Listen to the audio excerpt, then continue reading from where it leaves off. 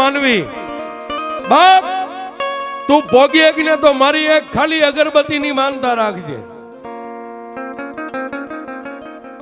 તું દય હક અને તારી એટલી જ શક્તિ હોય કે એક અગરબત્તી તો મારી મેલડી કે મારા નામની એક અગરબત્તીની માનતા રાખજે. પણ દુનિયામાં મેલડી કે મારી પાસે કામ કરાવીને પછી જો દુનિયા મને છેતરવા બે,